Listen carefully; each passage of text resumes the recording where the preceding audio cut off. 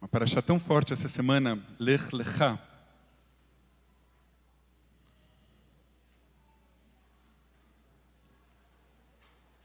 Só podia ser a paraxá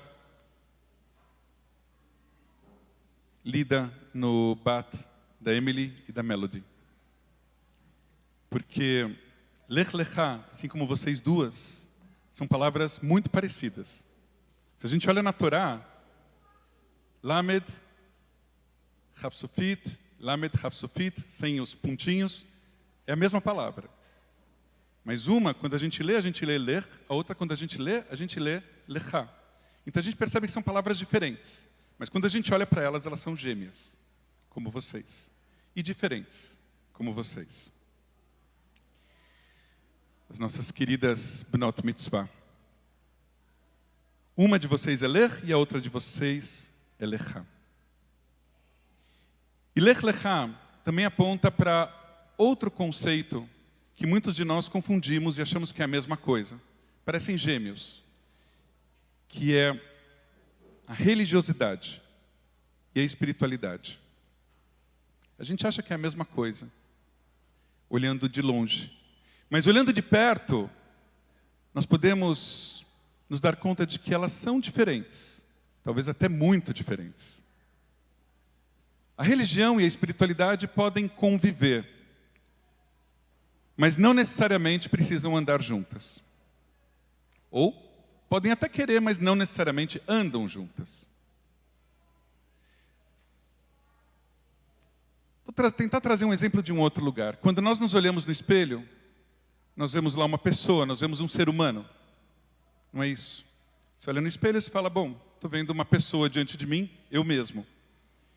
Mas será que é isso que nos faz humanos? A nossa forma humana, física? Talvez o que nos faça humanos não seja o nosso corpo, mas a espiritualidade. A luz divina que nós recebemos de Deus, que todos nós recebemos de Deus, indistintamente. A questão é que quanto mais espirituais, mais humanos nós nos tornamos. E quanto menos espirituais, quanto mais nós nos afastamos da espiritualidade, mais desumanos podemos nos tornar. Mesmo que nos consideremos pessoas religiosas. Isso vale para qualquer pessoa. Vale para gente de qualquer religião ou de religião nenhuma. Porque o que torna uma pessoa mais humana não é a sua prática religiosa, mas sim a espiritualidade contida na sua prática. Uma pessoa espiritualizada, religiosa ou não, vai agir com mais bondade, vai refletir mais, vai ter mais empatia, vai agir no mundo com mais justiça e com mais compaixão. Assim a gente espera. Agora, uma pessoa que se diz muito religiosa, ou religiosa, pura e simplesmente, e muito preocupada com a forma da sua religião, muito preocupada com como as leis da sua religião te mandam fazer as coisas, às vezes essa pessoa nem percebe o quanto ela está distante de Deus.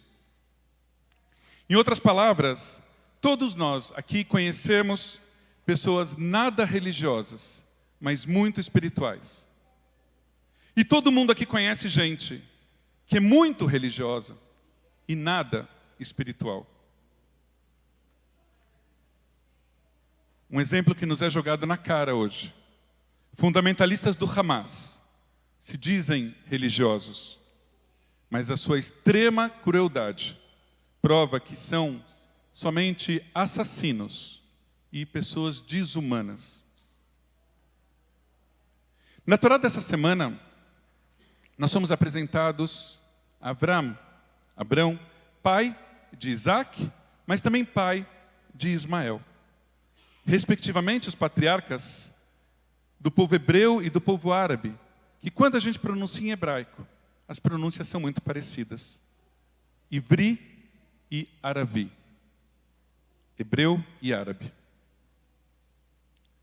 Abrão, cujo pai fabricava imagens de divindades, diz o Midrash, escutou um chamado divino para deixar o seu mundo religioso para trás e partir para uma jornada espiritual em direção à terra prometida.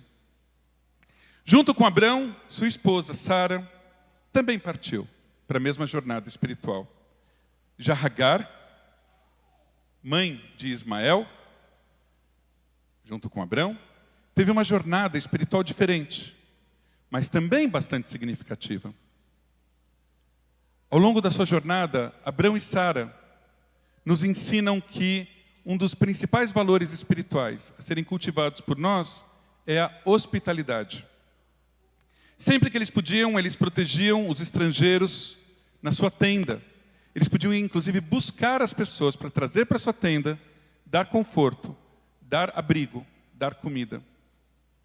Nós aprendemos também, indiretamente, que a hospitalidade é uma via de mão dupla. Devemos ser hospitaleiros com as pessoas, acolhermos as pessoas. Isso é um valor judaico.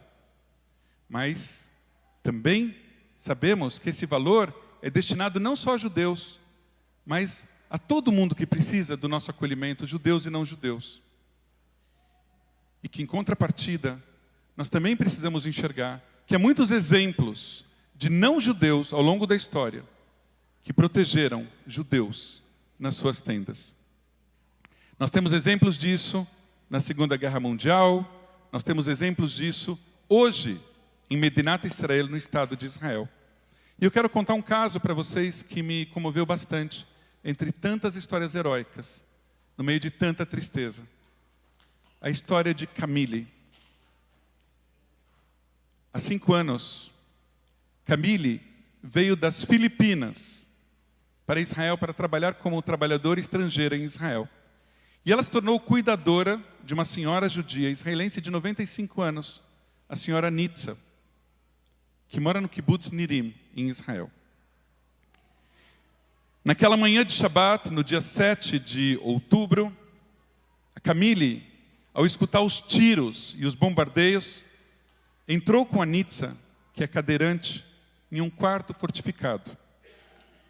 Mas Camille não teve tempo de fechar as janelas, e quando menos ela imaginava, ela se deu conta de que eles estavam na frente de terroristas do Hamas, prontos para matar as duas, Camille e Nitza.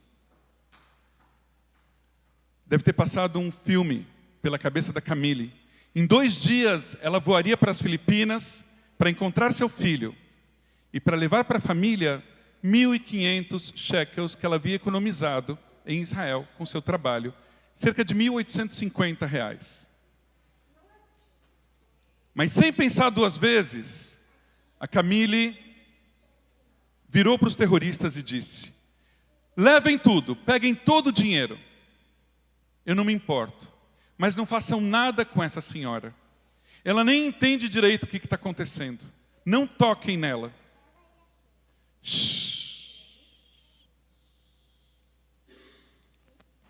Os terroristas pegaram o dinheiro e foram embora. 2h30 depois,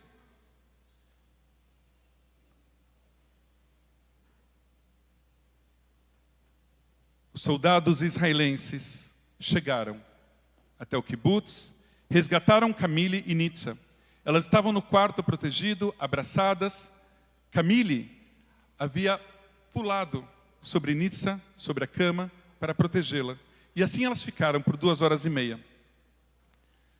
Essa história é contada por um israelense chamado Guy Polat, que diz que quando o mal estourou e a barbárie tomou conta, muitos trabalhadores estrangeiros, como Camille, que não entendiam direito nem a língua falada e que nem conhecem direito o país onde estão, não pensaram 2 vezes. Eles escolheram pela vida e escolheram pela humanidade. Nós não sabemos se a filipina Camille é uma pessoa religiosa ou não, ou de que religião. Pouco importa. Mas nós sabemos que a espiritualidade da Camille, a luz da Camille, é muito forte. Shabbat Shalom.